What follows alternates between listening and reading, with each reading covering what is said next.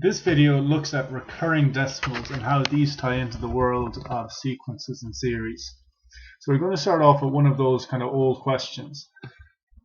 Does 1 equal 3 times a third? So if you deal with fractions, this makes sense. 3 times a third is 3 over 3, that's 1. But when you take 1 over 3, you get 0.33333 recurring. And that gives you, as an answer, 0.99999 recurring. So you don't actually get your 1 back. You split 1 into 3 parts, you trebled it back, but you get here this 0.999. So where is this other part gone? So we can use this idea, this infinite series and sequence of series, to see if this is actually true or do you lose out. So which case do we have?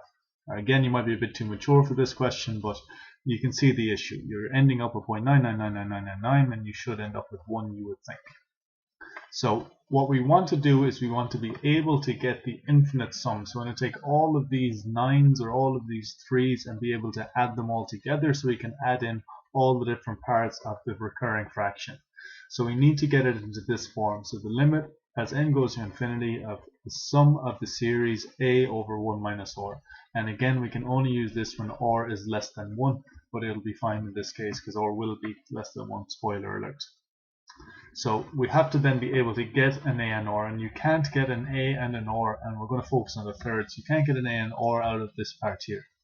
So what would you do, or how could you get an a and r from this thing here? So we need to have a start number and we need to have a ratio, a common ratio in between all of these. So the recurring fraction, break it down here. Does that help you figure out how you could express this? So the answer for what we need to be able to write this as a series separated by a constant ratio starting from a particular a comes from your studies in second class in primary school. And those of you in computer science, you'd be well into this if we hadn't got for our break because of the coronavirus, because we'd have used this trick in one of the main parts of number theory on our course. So we can rewrite 0.3 recurring like this. So it is 3/10, it is 3/100, 3,000, 300,000, 3/10,000, 300,000, 3 millions. So we can take this and separate them out. So this, we could break it down to this number, 3 and all zeros plus 0, 3 and all zeros plus 0, 0, 3 and all zeros. So when we put this together, obviously at the bottom we'd have 3, 3, 3, 3, 3, 3, and that will continue on forever. We can break it down like this. So when we break it down like this, we have 3/10 plus 3/100 plus 3,000 plus 300,000, sorry, 3/10,000 plus 300,000 plus 3 millions, and that will continue on. I've written these as decimals because it's a bit easier to work with decimals. So we can break this down and we can see that this keeps everything equal. We haven't changed it mathematically, but it now serves our purpose. So we can have 0.3 recurring is load of 3s, and we can break it down into these different decimals. So this is our first decimal, and then how much are they separated by? Well, each time we're going down a power of 10. So the ratio then is divided by 10, so it's 1/10 or 0.1. So we now have an a. We have a series, again it's a list of numbers separated by a plus with a common ratio, so that's a geometric series, and now we can use our formula. So we take this, we add in our first term, that's our a, over 1 minus r, and that when I add up all of those different parts, it does in fact give me a third, so nothing is lost. So 3 times 1/3 gives me 1, so that answers my question from the start. But we can take then a more difficult example, as maths often does.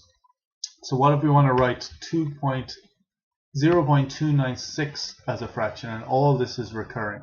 So this would be 0.296, 296, 296, 296, 296. So these 3 parts recur, and that's how you get it. On your calculator, you can get these recurring fractions by pressing Shift and then x squared, and that gives you recurring. So we break it down. U here is for units. I didn't mention that before, and then I put my decimal point in just to be safe. Then we have a tenth, a hundredth, 1,000, a 10,000, 100,000, and then a million. So we try it like this. We put in 2/10, 900, 6,000, then we'll be back for recurring 2 of these, 9 of those, 6 of them.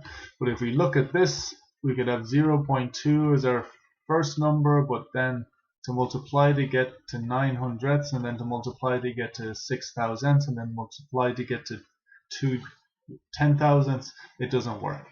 So this form, we could have an A, but we wouldn't have an OR, so it wouldn't be a geometric series. So we have to try again. So what we do is we take the 296 part. So we go 296, and then we recur 296, and then we recur 296, and then we keep going with that. So this here would be our first term. It will be 0.296. And then this will be our next term, 0.000296. Then our next term will be 0.000000296. And then that will complete going on. So I've got that down here. So we have 296 over 1,000. So it has to be over this smaller one. And then we have 296 over this. And then we would have the next one will be 296 over this. So what's happening each time? I got 3 zeros. Then the next time I have 6 zeros, then the next time I have 9 zeros. So each time it is getting 1,000 times smaller, which makes sense because there's 3 of them. So this is also why it annoys me when people say 0.296. Because if you say 0.296, what you're really saying is you got 296 tenths. So if you got 296 tenths, you've got 29.6. So we call this 296 thousandths. So that's how we can write this. That's 296 thousandths, which is 2 tenths, 9 hundredths, and 6 thousandths. So that's 296 over 1,000, then 296 over a million, and then 296 over a billion, 296 over a trillion. So now we can use our formula. What's A? Well, it's our first term, 296 over 1,000. Or, as we can see, it gets 1,000 times smaller each time. So we have our A, we have our OR, and that works out to be 8 over 27. So this thing up here can be 296, 0.296 is a fraction. That is 8 over 27. Now you might say, well, I could have done that ages ago. You told me to put it on the calculator. I typed it in, I pressed equals, and I got 8 over 27.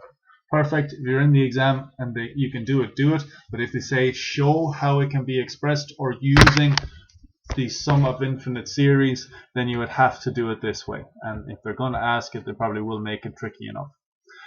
In maths, like I said, you'll start off with an easy example, then it'll get harder, and then it'll get harder again and harder again, or sometimes you find out an easy way that you could have done it in the first place. So we're going to take a look at a different method of solving it. It's still mathematical, but it's an alternate version.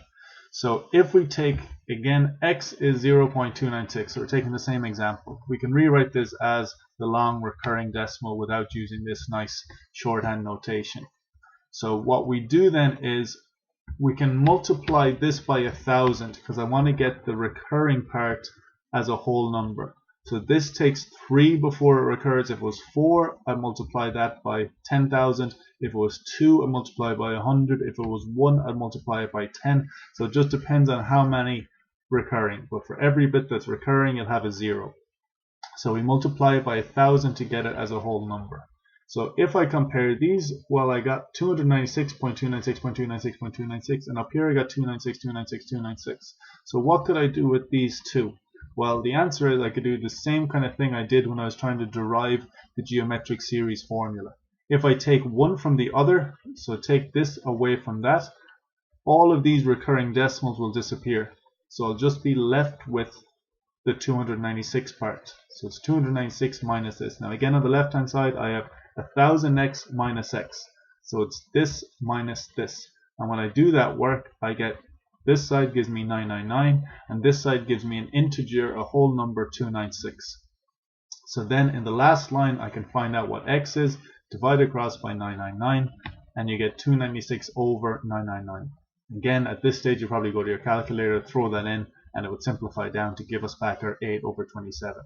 That does show the advantage of this part. You don't need to simplify, but simplifying isn't exactly hard work. 37 is the number that goes into both, so that is a little bit extra you need to do. Now I didn't even figure that out. I divided 296 by 8 because I knew what the answer was going to be, and then 37 is your common factor. So finally, what if again they throw another spanner in the works and we wanted to get something like this? So 0.13, but only the 3 is recurring. So it's not 131313. That would be, you could do it up here, multiply by 100, take away, divide by 99 and figure out what it is. But this is the number here, 0.133333. So it's got a different first part and then everything is recurring. So what we do is we keep our life easy. This part is the bit that I can't deal with. So what I do is I take this number out from the 0.1. So I got, kind of like my notation above, I got 1/10. So I pull that out as a tenth, and then I have 0. If when I take that out, I got 0/10, 300ths, 3,000ths, 3/10,000ths, and so on and so on. So I'm going to keep this part just as separate, and then I'm going to find the infinite series with this part here. So again, if I broke it down like in my table, what's my first term? It's 0.03. What's my second term? Well, it's going to be 10 times smaller than that, which makes r 1/10.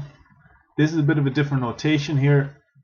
So because it's a very commonly used one, we just say S of the infinite series. So instead of the previous one, I think I swapped it up here as well, I forgot to mention it. This is equivalent to this one up here. So instead of the limit as n goes to infinity, where S is n, it's just kind of understood. It's used all the time, so you just write the infinity there instead of having the limit, but it's understood, and it's a formula for that specific purpose, so it's okay to sub it in. So I find my series. So if I add up all of those recurring 3's, I'm going to get 1/30. I said I was going to keep that bit, so I put in the 0.1 plus all of that, which adds up to 1/30th. And again, this is just a bit of algebra, a bit more long-winded, but a tenth. 0.1 is a tenth. It's easier working than with fractions. 1/10 is 3/30ths. Top by 3, bottom by 3. So now we got the same denominator. So we got the same denominator, so we can add the top part. So we get 4/30, and that is 2/15. So that's how you can use the sum of infinite series, a over 1 minus r, with recurring numbers, with recurring fractions.